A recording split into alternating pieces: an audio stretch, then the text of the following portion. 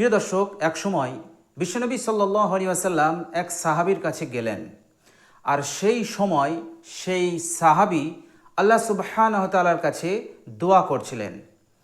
মানে দোয়া সবে শুরু করেছেন, তখন বিশ্বনবী সাল্লাল্লাহু আলাইহি সাল্লাম পৌঁছেছেন। তখন বিশ্বনবী সাল্লাল্লাহু আলাইহি সাল্লাম শোনা মাত্রই বললেন, হে আমার সাহাবী, তুমি দোয়া করো। তুমি যে এইমাত্র যে বাক্যটা পড়লে, আল্লাহ সুবহানাহু ওয়া তাআলা সঙ্গে সঙ্গে তোমার দোয়ার কবুল হওয়ার দরজাকে আল্লাহ পাক খুলে দিয়েছেন। এখন তুমি ইচ্ছা মতন আল্লাহ সুবহানাহু ওয়া তাআলার কাছে কামনা করো, আল্লাহ সুবহানাহু ওয়া তাআলার কাছে ফরিয়াদ করো, দোয়া করো। আল্লাহ সুবহানাহু ওয়া তাআলা তোমার দোয়াকে তিনি কবুল করবেন। এই কথা কে বলছেন? বিশ্বনবী সাল্লাল্লাহু আলাইহি সাল্লাম বলছেন যে সেই সাহাবী যখন এই বাক্যটি পড়ল, বিশ্বনবী সাল্লাল্লাহু আলাইহি সাল্লাম শুনলেন, শোনার পরই আল্লাহ নবী এ কথাটা বললেন। প্রিয় দর্শক, সেই বাক্যটাই আজকে আমি আপনাদের সঙ্গে শেয়ার করব, যে বাক্যটা সেই সাহাবী পড়েছিলেন এবং আল্লাহ নবী সাল্লাল্লাহু আলাইহি ওয়াসাল্লাম এত বড় সুসংবাদ দিলেন যে সঙ্গে সঙ্গে আল্লাহ পাক কবুলের দরজাকে খুলে দিয়েছেন। এখন তুমি তোমার ইচ্ছা অনুযায়ী আল্লাহর কাছে দোয়া করো, আল্লাহ পাক কবুল করবেন। তো প্রিয় দর্শক, সেই মূল্যবান বাক্যটি কি ছিল? প্রিয় দর্শক, অবশ্যই আমি আপনাদের কাছে জানাবো। প্রিয় দর্শক, তার পূর্বে বিশ্বনবী সাল্লাল্লাহু আলাইহি সাল্লাম আরেক দিন আরেক সাহাবীর কাছে গিয়েছিলেন।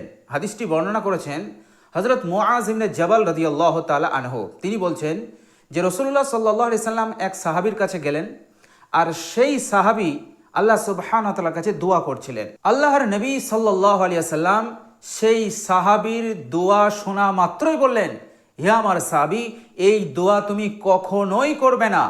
এই দোয়া করলে আল্লাহ পাক তোমার বাড়িতে, তোমার জীবনে বিপদ আপদ নাজিল করবেন। অর্থাৎ বিশ্বনবী সাল্লাল্লাহু আলাইহি সাল্লাম বুঝিয়ে দিলেন, এই দোয়াটি করলে তোমার বাড়ি থেকে, তোমার জীবন থেকে কোনো দিন বিপদ আপদ যাবে না, বরং বিপদ আপদ বেড়েই যাবে, মুসিবত পেরেশানি বেড়েই যাবে। এই সমস্ত আলাবালা মুসিবত তোমার জীবন থেকে কোনো দিন যাবে না যদি তুমি এই দোয়াটি করো। তুমি কখনোই ভুল করে এই দোয়াটি করবে না। প্রিয় দর্শক, সেই সাহাবী কি দোয়া করছিল সেটাও বলবো, যাতে করে আমরাও সাবধান হয়ে যাই। হযরত মুআয ইবনে জাবাল রাদিয়াল্লাহু তাআলা আনহু বলছেন, আরেক দিন আল্লাহর নবী সাল্লাল্লাহু আলাইহি সাল্লাম আরেক সাহাবীর কাছে তিনি গেলেন। সেই সময় সেই সাহাবীও আল্লাহ সুবহানাহু ওয়া তাআলার কাছে দোয়া করছিলেন।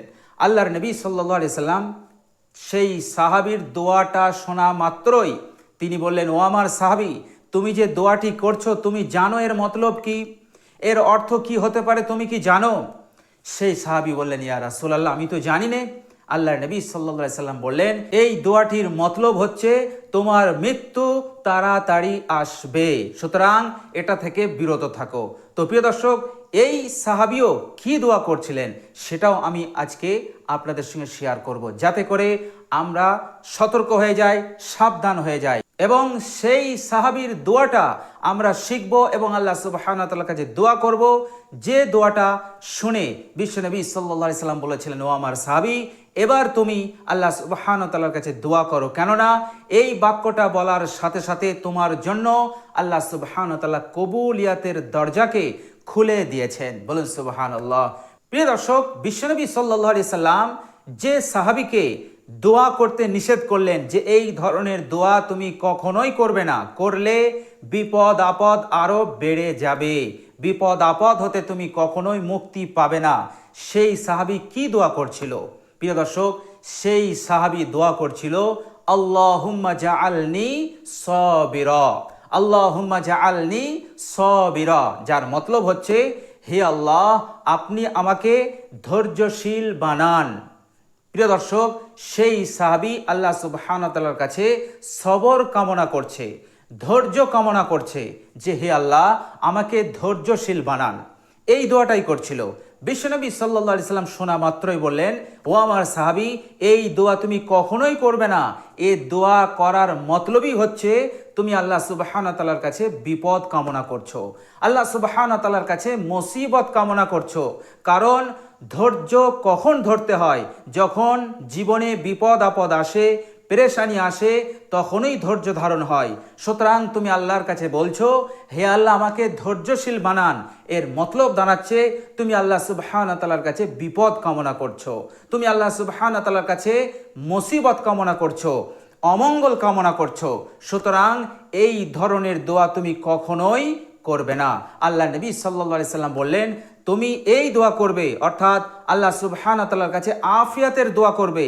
তুমি বলবে, হে আল্লাহ আপনি আমাকে আফিয়াত দান করুন, আপনি আমাকে সুস্থতা দান করুন, আপনি আমাকে সচ্ছলতা দান করুন। এই রকম ভাবে তুমি আফিয়াতের দোয়া করবে, মঙ্গল, যে জিনিসটা মঙ্গল সেটার কামনা করবে। তুমি বলবে, আল্লাহুম্মা ইন্নী আসআলুকাল আফওয়া ওয়াল আফিয়াতা ফিদ দুনিয়া ওয়াল আখিরা। বিশ্বনবী সাল্লাল্লাহু আলাইহি সাল্লাম আফিয়াতের দোয়া কামনা করতে বললেন। তো প্রিয় দর্শক, আমরা সতর্ক হয়ে যাই, কখনোই আমরা এই ধরনের দোয়া করব না। আল্লাহকে বলবো না, হে আল্লাহ আপনি আমাকে ধৈর্যশীল বানান, আপনি আমাকে সবির বানান। এমন ধরনের দোয়া আমরা কখনোই করব না। তবে এই দোয়াটি আপনি করতে পারেন কখন? যখন আপনি কঠিন মুসিবতের মধ্যে আছেন, কঠিন বিপদের মধ্যে আছেন, তখন আপনি এই দোয়াটি করতে পারেন। তাছাড়া সুস্থ অবস্থায়, ভালো অবস্থায় আপনি কখনোই এই দোয়াটা করতে পারবেন না। এই দোয়াটা করার অর্থই হচ্ছে আপনি আল্লাহ সুবহানাহু ওয়া তাআলার কাছে বিপদ কামনা করছেন। এটা আল্লাহর নবী সাল্লাল্লাহু আলাইহি সাল্লাম নিজে নিষেধ করে দিয়েছেন। প্রিয় দর্শক, এরপর বিশ্বনবী সাল্লাল্লাহু আলাইহি সাল্লাম যে সাহাবীকে বললেন, ও আমার সাহাবী, তুমি যে দোয়াটি করছো এই দোয়াটির মতলব জানো? তো সেই সাহাবী কি দোয়া করছিলেন? প্রিয় দর্শক, সেই সাহাবী দোয়া করছিলেন, হে আল্লাহ আপনি আমাকে পরিপূর্ণ নিয়ামত দান করুন। ঠিক এই দোয়াটাই করছিলেন। তিনি বলছিলেন, হে আল্লাহ আমাকে পরিপূর্ণ সম্পূর্ণ নিয়ামত দান করুন। আর এই দোয়াটা বিশ্বনবী সাল্লাল্লাহু আলাইহি সাল্লাম শুনে ফেলেছিলেন। শোনা মাত্রই বললেন, ও আমার সাহাবী, তুমি কি জানো পরিপূর্ণ নিয়ামত কি হয়? সাহাবী বললেন, ইয়া রাসূলুল্লাহ আমার তো জানা নেই। আল্লাহর নবী সাল্লাল্লাহু আলাইহি সাল্লাম বললেন, পরিপূর্ণ নিয়ামত হচ্ছে জাহান্নাম থেকে নাজাত পেয়ে যাওয়া এবং জান্নাতবাসী হয়ে যাওয়া। এটাই হচ্ছে পরিপূর্ণ নিয়ামত পাওয়া। সুতরাং এই দোয়াটা যদি তুমি এখানে করো তাহলে তোমার মৃত্যু তাড়াতাড়ি আসবে। কারণ পরিপূর্ণ নিয়ামত তখনই সে লাভ করতে পারবে যখন তার মৃত্যু হবে, অর্থাৎ মৃত্যুর পর। মৃত্যুর পরই তো হবে কবরের আযাব থেকে নাজাত, জাহান্নাম থেকে নাজাত এবং জান্নাতবাসী।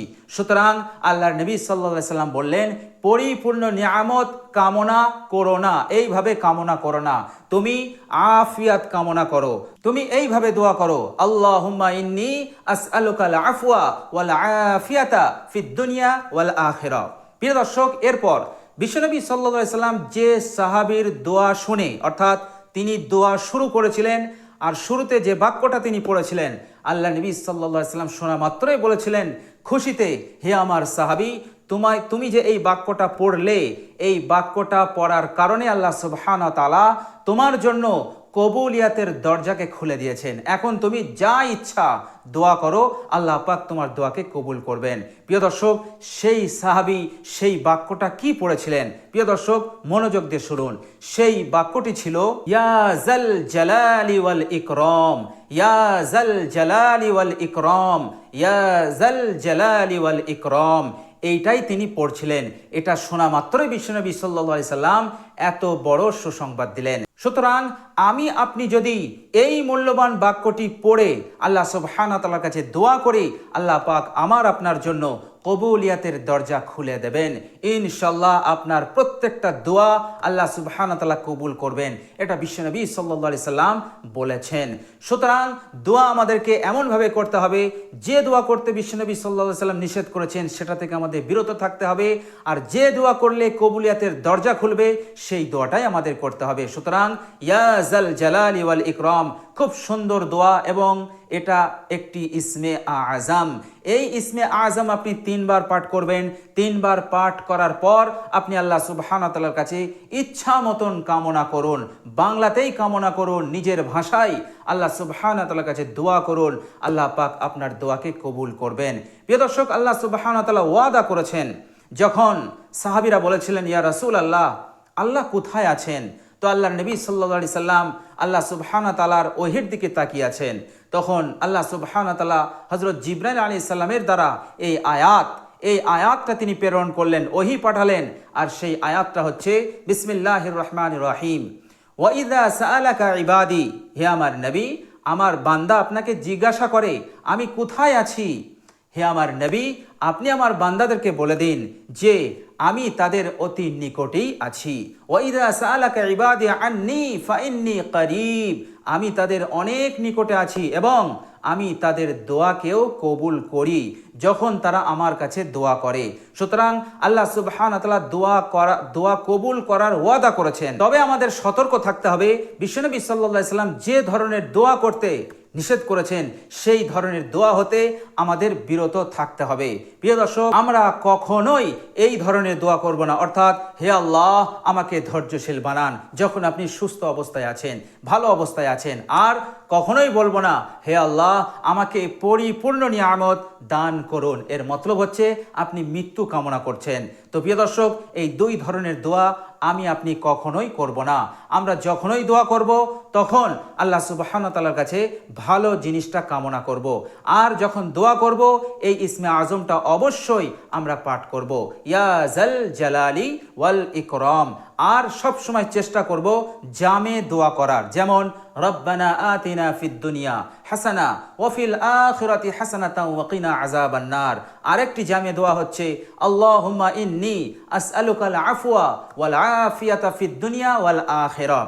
তো আপনি যখন এই জামে দোয়াগুলো করবেন, ইনশাআল্লাহ আল্লাহ সুবহানাহু ওয়া তাআলা এই দুনিয়ার জিন্দেগিতেও আপনাকে সুস্থ রাখবেন, ভালো রাখবেন, বিপদ আপদ হতে আপনাকে নিরাপদে রাখবেন। আল্লাহ সুবহানাহু ওয়া তাআলা আপনাকে অভাব হতে, অনটন হতে, গরিবী হতে আল্লাহ পাক আপনাকে মুক্তি দান করবেন, সচ্ছলতা দান করবেন। এবং মৃত্যুর পরেও আল্লাহ সুবহানাহু ওয়া তাআলা আপনাকে আযাব হতে আল্লাহ পাক নাজাত দান করবেন। যত ধরনের বিপদ আছে সমস্ত বিপদ হতে আল্লাহ সুবহানাহু ওয়া তাআলা আপনাকে মুক্তি দান করবেন। তো ইনশাআল্লাহ আমরা দোয়া করব, কিন্তু আমরা একটু চিন্তা ভাবনা করে দোয়া করব আর চেষ্টা করব সব সময় জামে দোয়া করার। ইনশাআল্লাহ আল্লাহ সুবহানাহু ওয়া তাআলা আমাদের হার দোয়াকে তিনি কবুল করুন, বলুন আমিন।